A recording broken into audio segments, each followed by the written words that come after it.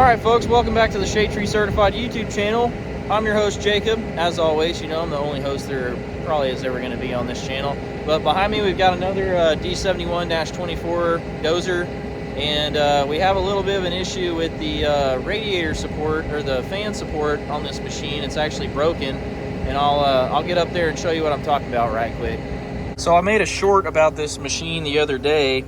I actually had to blow out the radiator on this machine, and while doing so I found that this left fan bracket support thing has some broken bolts on it, and this thing isn't about to fall off or anything. It's got two like 16 or 20 millimeter bolts down there, and basically what's going on here is this bolt came out, the bottom bolt broke, so I'm gonna try to get this thing repaired so we can get this machine put back into service and don't have any issues off of this. Well, what I'm going to try to do here, as you can see, I've got these guards pulled off on top of the radiator fan door back here. What I'm going to try here is, I think I'm going to be able to do it, is this support for the radiator fan cover hinge thing just unbolts right here, and that should give me enough room between here and the cab to, you know, get something in there to extract the broken bolt and then tap the other bolt hole in order to clean this thing up. So this shouldn't take too long. I was thinking I was going to have to pull this whole fan bracket assembly off, but it looks like I'm not going to do that, fortunately enough for me. If it turns out where that bolt is stuck in there and I have to drill it out, I probably am going to have to, at minimum, loosen these bolts down here and grab onto this with my crane and kind of pull it out a little bit so I can get some more room up on the front of it.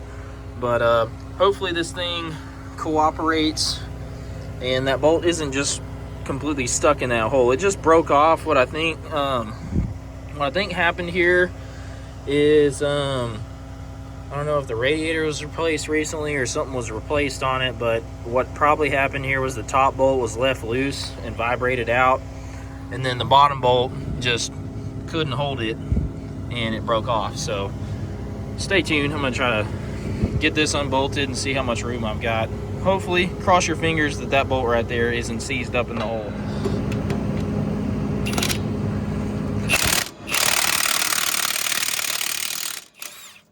Ooh, that one was pretty tight, dude. Oh, had to hammer on that one a little bit.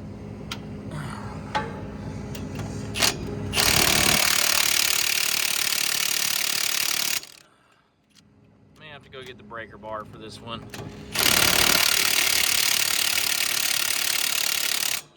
Yep, that one's a little too tight for old Milwaukee in that wobble socket. I'm gonna go get my breaker bar. Got old Snappy Snap-on to the rescue. See if I can do this without hurting myself.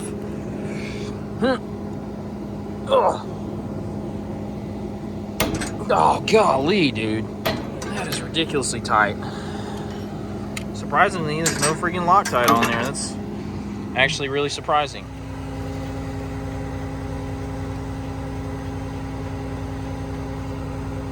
Don't see any shims behind here. That's really surprising because Komatsu does love to use freaking shims, and that is that's tight in there.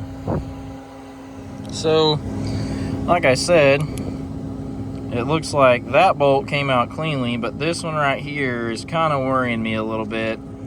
Right there on the edge of that bolt hole where that bracket's been rubbing, I am wondering if it rolled that metal over the freaking bolt hole. So I'm gonna try to get my hammer and chisel out here and try to chisel that bolt out of there. Hopefully it'll just spin out. In a perfect world, it spins out, but you know, we don't live in a perfect world, so let's hope for the best.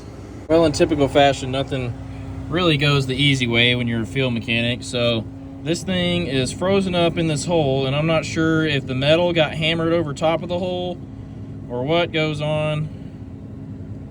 I'm not sure if the metal got hammered over the hole by that bracket or if it's just rusted in there, but long story short, it didn't come out. So I already drilled one hole in it and tried a small extractor, and I couldn't get it out with the metal like laid over the hole basically. So I got my handy dandy M12 die grinder and basically cut a groove all the way around the bolt to make sure that the threads were clear when I go to take this thing out. And now I've got my left-hand drill bit on my drill. Hopefully I can, hopefully I center punched it good enough, but hopefully I can catch this bolt and just, you know, spin it right out of here, versus the alternative of having to drill this thing all the way out to almost a 1/2 inch size diameter and then tap threads in it and blah, blah, blah. So hopefully it comes out this time. Well, folks, this weather pretty much sucks. Not gonna lie. I don't know if you can see it, but a little bit of sideways rain, a little bit of stinging rain. Just kidding. It's not windy enough for it to sting yet, but either way, it sucks. So this is the progress I've made so far. I think that I have gotten most of the way through this bolt. So I'm about to get my picks out, try to suck that stupid thing out of there so I can tap it and get the hell out of here for the day, because that guy barely made it out of there with the 4-wheel drive Tundra. And I don't know how this old girl's gonna do, but this stuff is slicker than owl snot, and I'm not looking forward to getting out of here if these guys leave, because if I can't get up there, I mean, I'm heavy, but I'm not that heavy. So, I mean, we'll see. I mean, I guess I can always cut me a path down to dry dirt with this dozer, but I really don't want to mess up these dudes' job site. Freaking got it, folks. It only took me 4 hours of fighting with a burr bit, reverse drill bits, freaking spiral fluted extractors, straight extractors, and finally got this piece of crap out of there, dude. You can go back to the earth where you belong. And now I'm gonna tap those holes and put this piece of junk back together so I can get the heck out of here, hopefully. Oh, got her did. Got the holes tapped out, got 2 brand new bolts sitting in there. Don't mind the lighter colored one, that's just a aftermarket bolt that I had in my bolt bin, and I happen to have a factory Komatsu one in my bolt bin that I stuck in there. So hopefully these things will remain unbroken for the foreseeable future, aka the rest of this freaking machine's life. I don't even know how this happened. I've literally never seen that before, but anyway, I'm throwing these covers back on here. Gotta throw this little flap on, and then that'll be that. I'm gonna move this machine and try to get the heck out of here. Well, as you can see, that repair took way longer than it should have taken. You know, it's always a thing with being a field mechanic. Things never ever go the way you expect them to or the way you would like them to. They always fight you super duper hard. Now, had my welder been running, I could have just tack welded a freaking nut to it and spun it right out of there. But, you know, as luck would have it, the battery on my welder's dead, just out of nowhere. I cranked it last week and it cranked fine. But yeah, so that was cool. I'm gonna have to change the battery on my welder out. That's gonna be fun. So anyway, completed that repair. Hope you got something out of this video. Hopefully it was entertaining for you. If not, drop me a comment. Let me know what I can improve. Let me know what you don't like. Let me know what you do like. I appreciate the constructive criticism. Appreciate you watching. Please like, subscribe, share, turn on post notifications. As always, this is the Shade Tree Certified YouTube channel. Y'all stay safe out there. We'll see you next time.